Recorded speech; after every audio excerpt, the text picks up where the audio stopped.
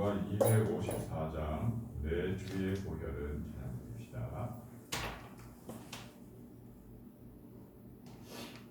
찬송가 254장입니다. 내 주의 보혈을 정하고 정하다 내 죄를 정케 하신 주 날 보라 하신다. 내가 주께로 지금 가오니 십자가의 보혈로 날 씻어 주소서. 약하고 추해도 주께로 나가면 힘 주시고 내 추함을 곧 씻어 주시네. 내가 주께로 지금 가오니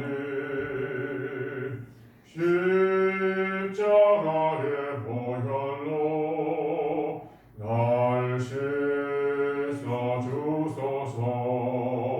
날 오라 하심은 온전한 믿음과 또 사랑함과 평안함 다 주려 함이라. 내가 주께로 지금 가오니 십자가의 보혈로 날 씻어 주소서. 큰 죄인 복받아 살 길을 얻었네. 한없이 넓고 큰 은혜 베풀어 주소서. 내가 주께로 지금 가오니 십자가의 보혈로 날 씻어 주소서. 그 피가 맘속에 큰 증거됩니다. 내 기도 소리 들으사 나오라 하소서. 내가 주께로 지금 가오니 십자가의 보혈로 날 씻어 주소서.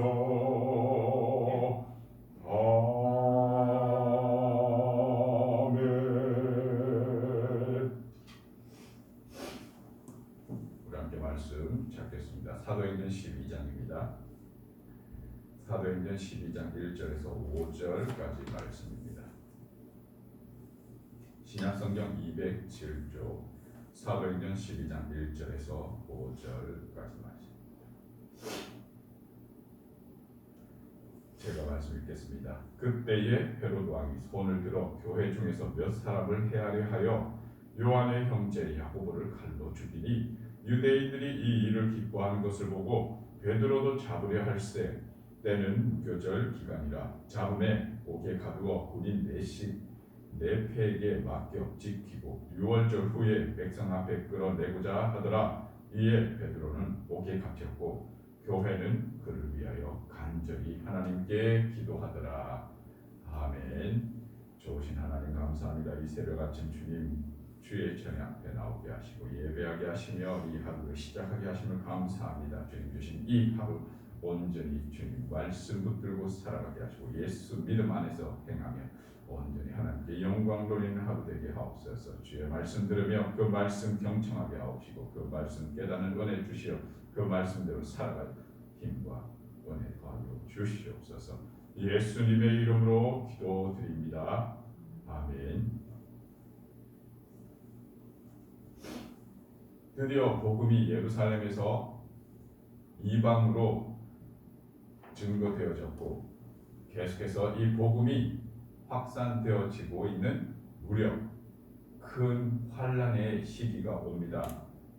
물론 스데반 집사나 여러 믿는 자들을 옥에 가두고 괴롭히는 그러한 핍박이 있었지만 대대적으로 이제는 공권력이 이 땅에 믿는 자들을 잡아 죽이기까지 합니다. 그 대표적인 인물이 헤롯이라는 인물입니다. 이 헤롯 인물은 유대인들에게 환심을 사기 위하여 그리스도인을 이제 잡아 죽이고자 결심합니다. 그중 가장 리더격에 있었던 이 야고보 이 사도를 칼로 죽입니다. 그 과정 속에 유대인들이 헤롯을 지지하였고 기뻐하며 그 행한 것을 옳게 여김으로 헤롯은 더더욱 탄력을 받아 믿는 자들을 잡고자 결심하게 됩니다. 그리하여 야고보 외에도 베드로까지 이제 죽이고자 잡게 됩니다. 베드로를 옥에 가두었을 때에 이제 교회는 기도하기 시작합니다. 하나님께서 이 일을 스데반 집사의 사건처럼 가만 내버려 두지 않습니다. 이번에는 하나님이 직접 이 일에 간섭하시며 놀라운 하나님의 일하심을 보여줍니다. 이 헤롯에게 하나님은 어떻게 일을 하셨느냐? 12장 말미에 보면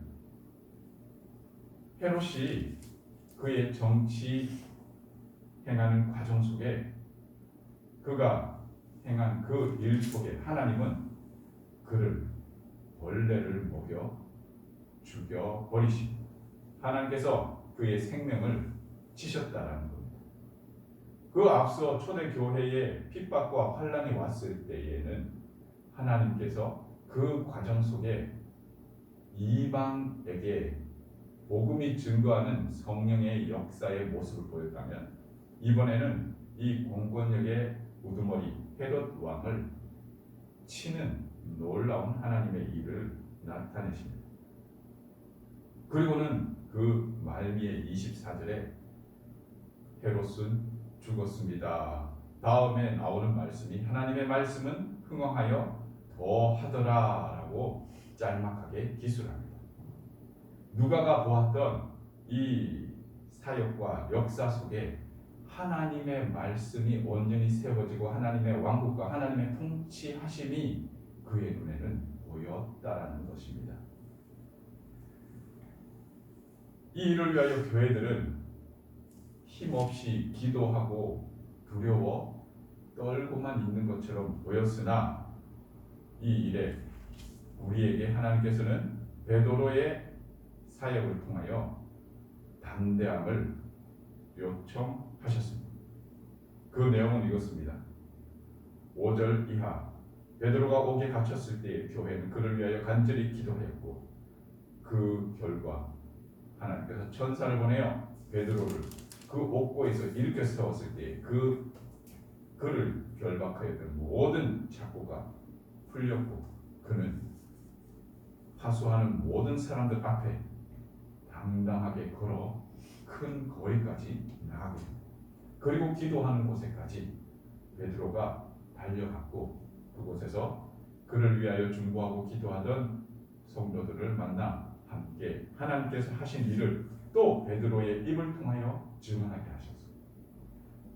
이것을 보니까 패턴이 비슷한 느낌이 들지 않습니까? 처음에 이방에게 복음이 전하여질 때 고넬료 사건도 이 베드로를 통하여 그 사건을 경험하게 하시고 그것을 예루살렘 교회에 증언하게 하시면서 예루살렘 교회가 이방인에게도 하나님의 복음이 전하여졌다 하더라라고 하며 그 이스라엘 사람들이 그 복음 증거되어진 것을 받아들이고 수용하게 되었습니다.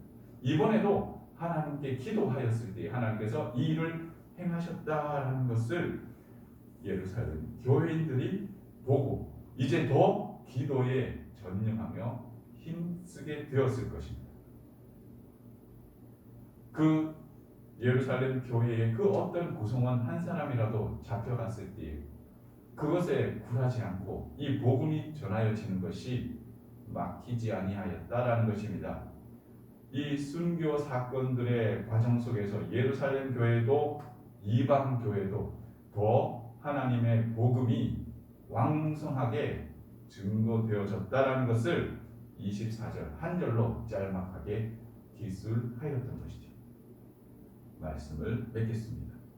오늘 우리의 삶 속에서도 우리를 얼거매고 우리를 하나님의 말씀을 전하지 못할 상황과 마음의 상태로 밀고 우리를 밀어뜨리는 상황이 있을 수도 있습니다. 그러나 우리는 이 일에 계속해서 기도하는 일을 멈추지 말아야 할 것입니다. 왜냐하면 이 일은 사단과 싸우는 하나님의 사역이요 또한 우리 가운데에 역사하시는 성령께서 이루시는 그의 말씀의 일이기 때문입니다.